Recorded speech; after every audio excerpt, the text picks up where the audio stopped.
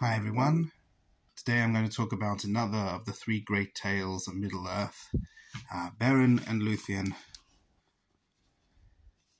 written by J.R.R. Tolkien and edited by Christopher Tolkien, with illustrations by Alan Lee. So, gorgeous cover. Just a caveat, I am not at all a Tolkien expert or a scholar. I just enjoy reading these, and I love the world building of J.R.R. Tolkien, and getting lost in an adventure. So I will get things wrong. So apologies in advance. So first we'll take a look at the book.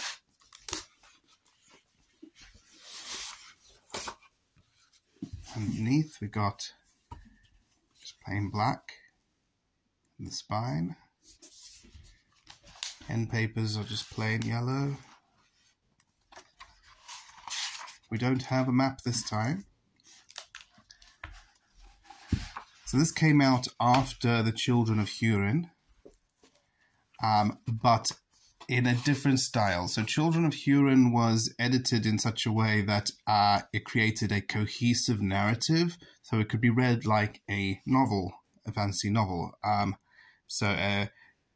It was what I call more user-friendly. This is different. This, we have got all the different versions, well, not all the different versions, we got several different versions of the story, Beren and Luthien, from the original prose version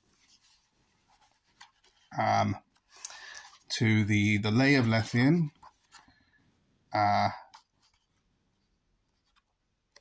and various others as well. Basically, what we got is the evolution of the same story that Tolkien was writing,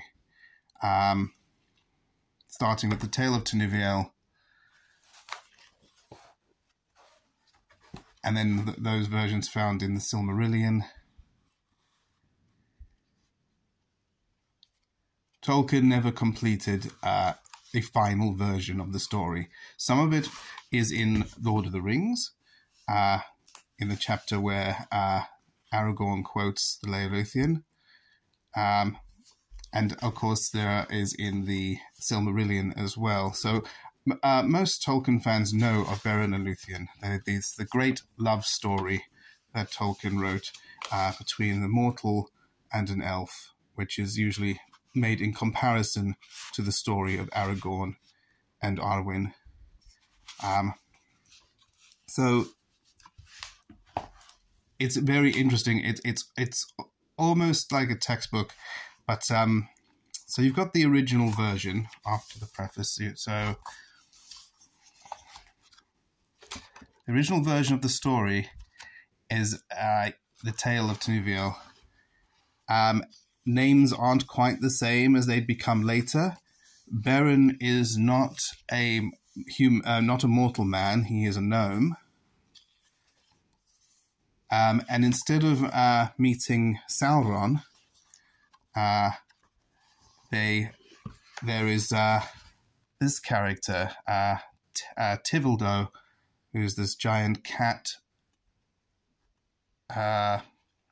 Lord of Cats, who is the primary villain of the story. But then we'll go on to later versions from the Lay of Luthien, and in the same part of the story. So this is so you've got the original story is in prose. The Lay of Luthien is obviously in verse, because you've got these wonderful illustrations by Alan Lee.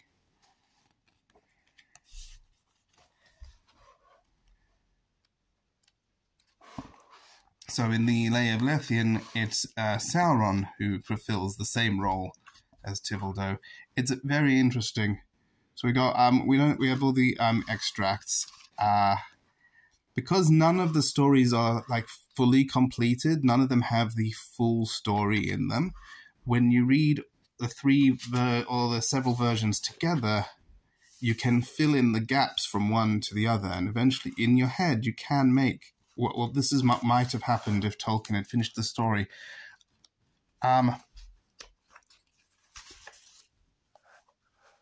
And the story itself feels much more like a fairy tale than Tolkien's other works, even more than Lord of the Rings or The Hobbit. There's fanciful things. There's a giant talking dog. There's the cat. There's the quest that Beren is going on to win the hand of Luthien. You know, it feels very much like a romantic fairy tale.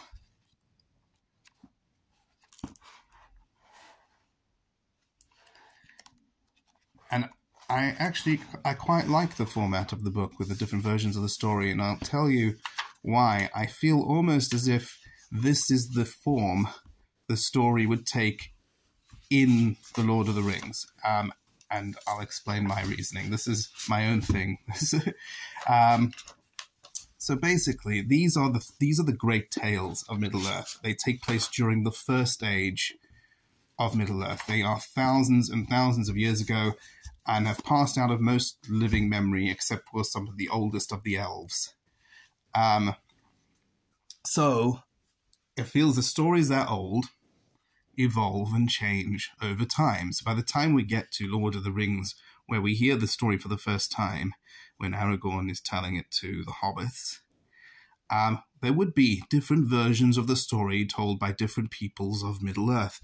Perhaps the original prose story where they meet the giant cat is the story the hobbits tell each other. And then, of course, the Lay of Lethien is probably the most accurate version told amongst the elves and things like that. And it's almost like a way mythology passed by word of mouth could be told in real life. So I feel like this almost feels like an artifact of Middle-earth, like this could be found within Middle-earth, except for the editorial bits by Christopher Tolkien, obviously talking about his father and the way the stories were written.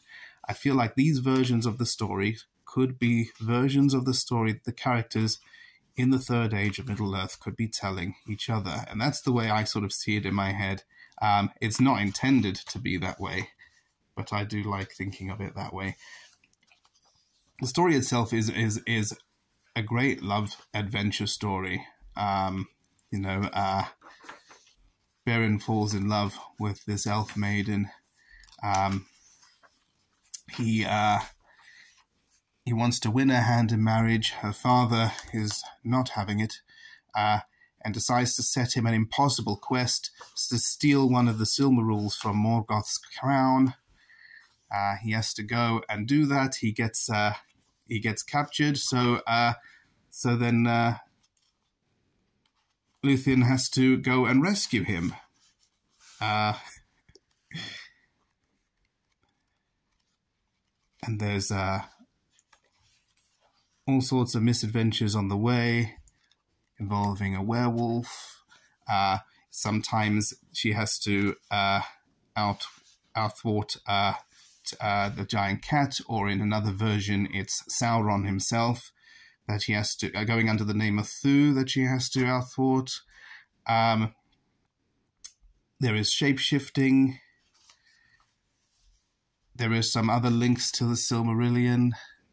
It's a gorgeous story, and it's beautiful. And even though the format is not as friendly as The Children of Hurin, it is a very enjoyable read. And of course the illustrations also go a long way to helping as well.